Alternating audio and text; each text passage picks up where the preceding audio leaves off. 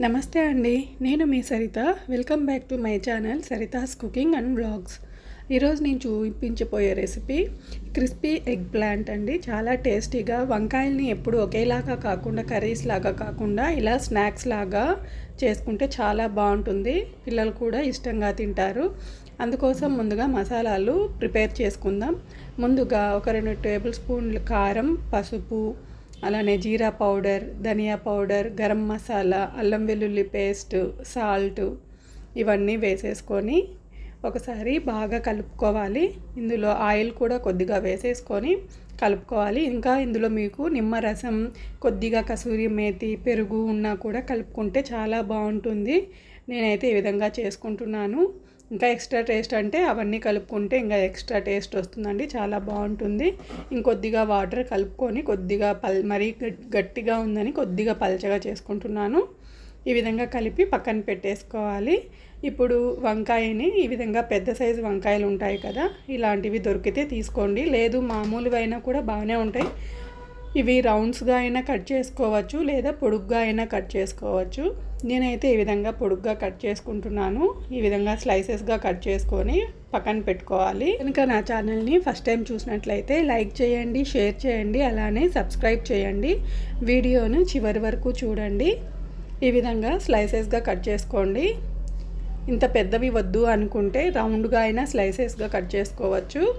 మనం ఇప్పుడు కట్ చేసుకున్న వంకాయ స్లైసెస్ని సాల్ట్ వేసిన వాటర్లో ఒకసారి డిప్ చేసేసుకొని పక్కన తీసి పెట్టేసుకోవాలి. మసాలాలు కలుపుకున్న తర్వాతనే వంకాయని కట్ చేసుకుంటే బాగుంటుంది, లేకపోతే వంకాయ నల్లబడిపోతుంది కదా తర్వాత మసాలా కలుపుకోవడానికి.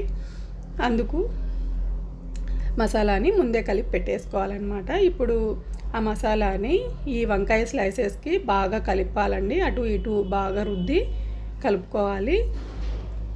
ఇలా కలుపుకొని సైడ్లో ఒక 5-10 మినిట్స్ పెట్టేస్తే మనకి ఈ మసాలా అంతా ఈ వంకాయ ముక్కకి బాగా పడుతుంది.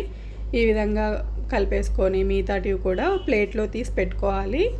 ఇప్పుడు వీటిల్ని మనం బ్రెడ్ క్రమ్స్ కానీ లేకపోతే బొంబాయి రవ్వ కానీ వీటితో డస్టింగ్ చేసుకుంటే బాగుంటుంది, క్రిస్పీగా వస్తుంది. నేనైతే బొంబాయి రవ్వతో ట్రై చేస్తున్నాను, చాలా బాగుంటుంది. ఈ బొంబాయి రవ్వలో మనం కొద్దిగా మైదా పిండి కానీ డ్రెస్సింగ్ కోసం అండి మైదా పిండి కానీ లేకపోతే కార్న్ఫ్లోర్ కానీ బియ్య పిండి కానీ వేసుకుని ఈ విధంగా డస్టింగ్ చేసుకొని పక్కన పెట్టేసుకోవాలి. ఈ డస్టింగ్ చేసుకునే ముందే మనం స్టవ్ మీద ప్యాన్ పెట్టుకొని ఆయిల్ పెట్టేసుకుంటే అది వేడవుతూ ఉంటుంది. వెంటనే మనం ఫ్రై చేసేసుకోవచ్చు.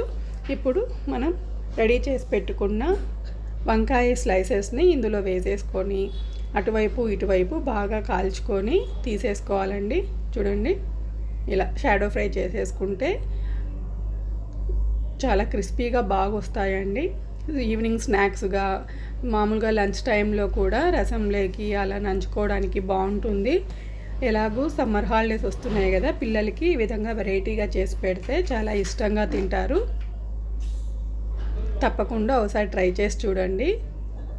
నచ్చితే లైక్ చేయండి, షేర్ చేయండి, అలానే సబ్స్క్రైబ్ చేయండి.